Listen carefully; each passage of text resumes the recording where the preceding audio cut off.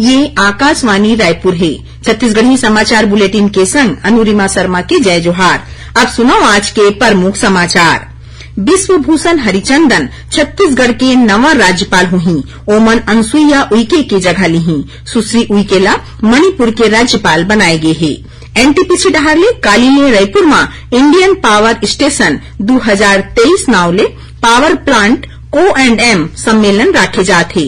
केंद्रीय विद्युत नवीन और नवीकरणीय ऊर्जा मंत्री R.K. सिन्हा एकर शुभारंभ करही। और कांकेर जिला में आज सुरक्षा बल और माओवादी मन के बीच होए मुठभेड़ में 5 झीन माओवादी घायल। अब समाचार विस्तार ले। विश्वभूषण हरिचंदन छत्तीसगढ़ के नवा राज्यपाल हुई।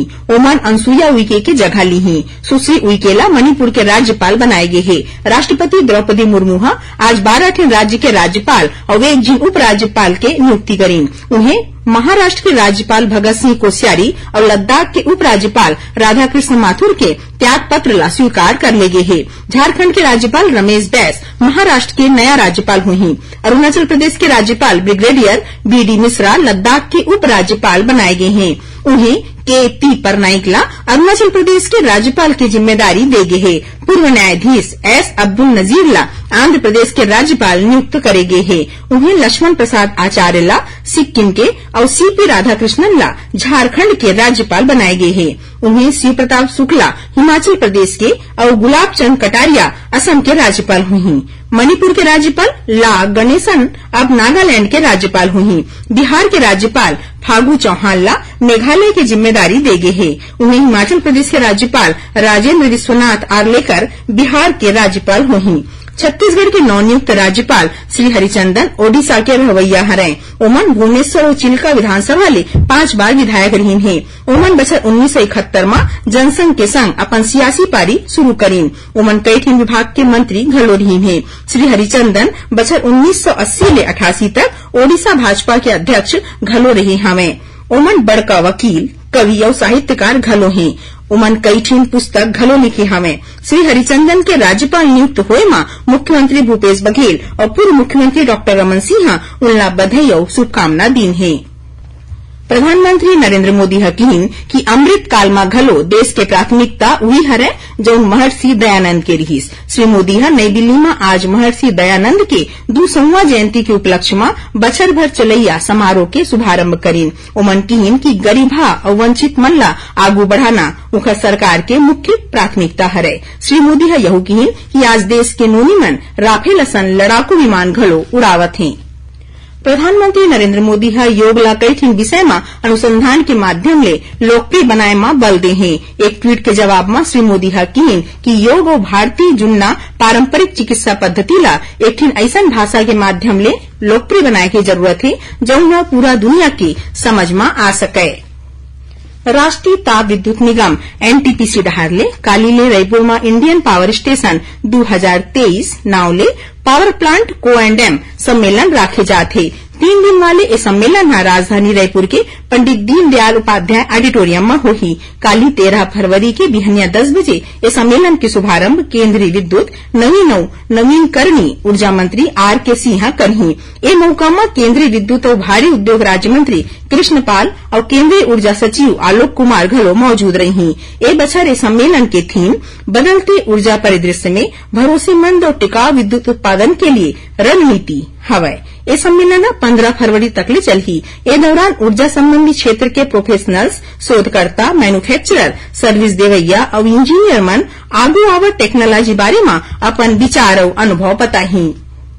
राष्ट्रीय विधिक सेवा प्राधिकरण नई दिल्ली के निर्देश में प्रदेश के सबो न्यायालय मन में काली राष्ट्रीय लोक अदालत राखेगिस। लोक अदालत में राजीनामा योग्य प्रकरण, चेक बाउंस, बैंक रिकवरी, जमीन विवाद, बिजली, पानी, टैक्स, संपत्ति कर और रेवेन्यू वाले प्रकरण मन के निपटारा पक्षकार मन की आपसी सहमति ले करेगिस। छत्तीसगढ़ उच्च न्यायालय के मुख्य न्यायाधीश और छत्तीसगढ़ राज्य विधिक सेवा प्राधिकरण के संरक्षक अरूप कुमार गोस्वामी जगदलपुर में एक बछर के पहली नेशनल लोक अदालत के अवलोकन करीन। छत्तीसगढ़ी समाचार बुलेटिन आप मन आकाशवाणी रायपुर ले सुनत हव। छत्तीसगढ़ की खबर ले है आपके वास्ता और खबर के विश्वसनीयता ले है हमार वास्ता। आकाशवाणी समाचार रायपुर के प्रादेशिक समाचार बुलेटिन के संगे संग हमार समसामयिक कार्यक्रम आप रेडियो के संग अपन मोबाइल में घलो सुन सकत हो। आकाशवाणी समाचार फेसबुक, ट्विटर और यूट्यूब में घलो हावय। हमार फेसबुक पेज हरे Chhattisgarh news on AIR, Twitter handle CGAIR news और हमार यूट्यूब चैनल हरे छत्तीसगढ़ AIR न्यूज। तो अब रेडियो के संगे संग आपके मोबाइल के माध्यम ले हम आप तक पहुंचत हन। छत्तीसगढ़ के हर खबर पर सुनत रहो आकाशवाणी समाचार। अब आगू बाढ़बो बांचे समाचार डहार।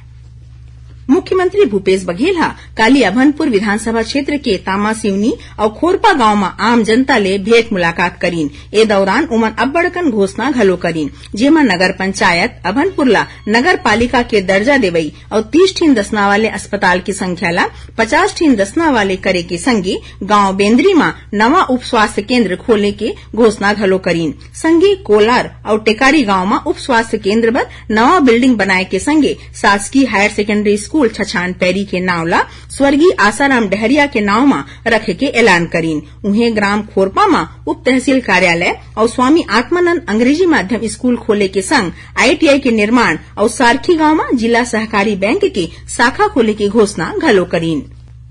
कांकेर जिला में आज सुरक्षा बल और माओवादी मन के बीच हुए मुठभेड़ में 5 झीन माओवादी के घायल होए के खबर है। जिला के पुलिस अधीक्षक सलभ सिन्हा बताइन कि आज बिहनिया सुरक्षा बल की टीम तलाशी अभियान में निकले रहीन। उही दौरान जंगल में पहली ले घात लगाए बैठे माओवादी मन सुरक्षा बल मन ऊपर फायरिंग शुरू कर दिस। तहां जवान मन डहर ले घलो होए जवाबी कार्रवाई में माओवादी मन जंगल के ओधा लेके भगागिन। उन्हें बीजापुर जिला के आवापल्ली उसूर रद्दा में सुरक्षा बल मन के टीम 3 किलो वजनी IED बरामद करीन है, जेला बम निरोधक दस्ता मौकच में निष्क्रिय कर दे है। उती दंतेवाड़ा जिला में माओवादी मन एक झिन पूर्व सरपंच के हत्या कर दिस। मिले जानकारी मुताबिक बारसूर थाना क्षेत्र के गांव हितामेटा के पूर्व सरपंच अपन पारिवारिक काम ले नारायणपुर जिला के गांव मुरुरुवाड़ा में गेरही, जिहां माओवादी मन बीते रतिहा चाकू ले हमला करके ओकर हत्या कर दिस। साहित्य अकादमी छत्तीसगढ़ संस्कृति परिषद डहार ले घृणा के समय में प्रेम विषय में 2 दिन वाले कार्यक्रम राखेगीस। पहले दिन काली देश भर के नामी लेखक, कवि और चिंतक मन कार्यक्रम में शामिल हुईन और वे बेरा के घृणा वाले माहौल पर संशय जतावत एकर विरुद्ध सल्लक काम करे के जरूरत ऊपर जोर दीन। साहित्य अकादमी के अध्यक्ष ईश्वर सिंह दोस्ता स्वागत भाषण में कहिन कि आज समाज में जौन तरह ले नफरत के माहौल बना थे वो बेरा आपसी प्रेम और भाईचारा के मनखे मन के चेतला सुरक्षित राखे में काय भूमिका है एकर ऊपर गोट बात जरूरी है। काली 13 फरवरी के विश्व रेडियो दिवस हरय। एकर पहली संझा बेरा में old listeners group of Chhattisgarh डहार ले राजधानी रायपुर में एक ठिन कार्यक्रम राखेगीस। लिसनर्स ग्रुप के अध्यक्ष मोहनलाल देवांगन हा बताइन कि कार्यक्रम में पूर्व जिला पंचायत अध्यक्ष अशोक बजाज माई पहुना और लक्ष्मी नारायण लाहोटी हा ए कार्यक्रम के पगरैती करीन। कार्यक्रम में आकाशवाणी रायपुर के प्रोग्राम एग्जीक्यूटिव शाहिद हुसैन, वरिष्ठ उद्घोषक संजय पांडे, प्रकाश उदय और के किरण सिंह विशेष रूप ले मौजूद रहीन। कार्यक्रम के संचालन शशिकांत यादव और चंपेश्वर गोस्वामी हा करीन। राजनांदगांव में खेले जावत महंत राजा सर्वेश्वर दास अखिल भारतीय हॉकी प्रतियोगिता में साई सुंदरगढ़ की टीम रेलवे बिलासपुर ला 5-1 ले हरईस। उन्हें दूसर मुकाबला में साई एक्सीलेंसी लखनऊ राउरकेला के पाम्पोस हॉस्टल ला 3-2 ले हरईस।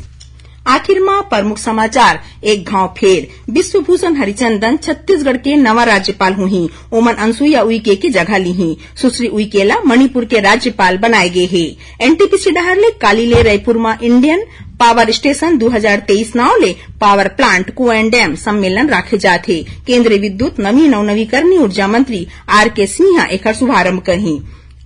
कांकेर जिला में आज सुरक्षा बल और माओवादी मन के बीच हुए मुठभेड़ में 5 झीन माओवादी घायल। एक संग छत्तीसगढ़ी समाचार बुलेटिन इहे सिरावत है। जय जोहार।